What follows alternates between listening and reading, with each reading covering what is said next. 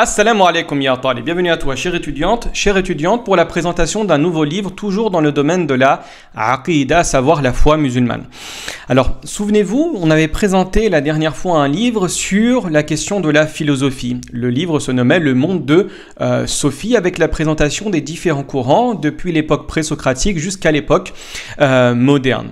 On avait expliqué qu'il était nécessaire pour le musulman qui vient en Occident de connaître les différents courants philosophiques qui ont fondé l'humanisme que l'on connaît aujourd'hui.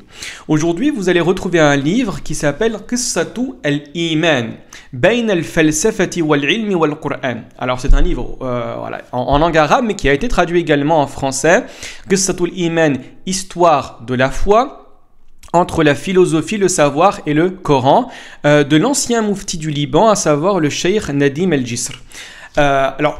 Pour les personnes qui maîtrisent l'arabe, il faut lire ce livre en langue arabe, et pour les personnes bien évidemment qui ne maîtrisent pas la langue arabe, vous pouvez retrouver le livre soit sous format papier, disponible sur internet, mais également sous forme d'e-book.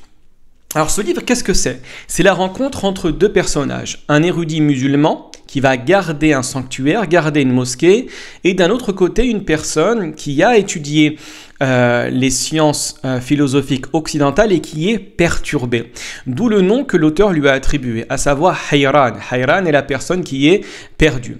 Et donc durant une nuit, ce disciple, ce élève perturbé, chamboulé par les différentes idées que nous allons retrouver dans le monde occidental, principalement sur la question de l'existence de Dieu, sur le rôle de l'être humain sur Terre, sur la présence du mal et du bien, va poser des questions à cet érudit. Et cet érudit va au fur et à mesure, parce que vous allez voir que le livre est écrit sous la forme d'un dialogue, ce qui nous pousse à acquérir davantage de connaissances, mais également à le lire avec passion et ferveur.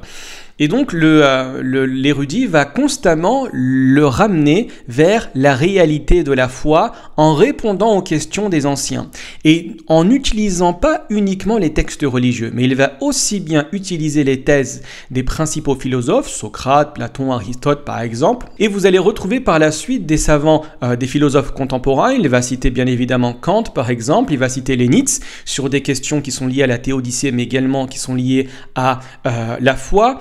Et vous allez voir qu'au fur et à mesure que nous avançons, l'étudiant, la personne perplexe, va être ramené à une réalité, à savoir que l'ensemble des questions qui tournent autour de la foi, qui tournent autour de l'existence de Dieu, qui tournent autour de l'objectif de l'être humain sur Terre, sont présents dans le Coran, avant même que ces savants ou ces scientifiques, qu'ils soient athées ou croyants d'ailleurs, ont donné leur propre explication. Donc ce qui est intéressant également dans ce livre, c'est que l'auteur, à savoir Nadim el-Jisr, a une véritable culture aussi bien philosophique que religieuse. Donc il sait de quoi il parle. Quand il va parler des différentes philosophies occidentales, il les explique de manière extrêmement précise.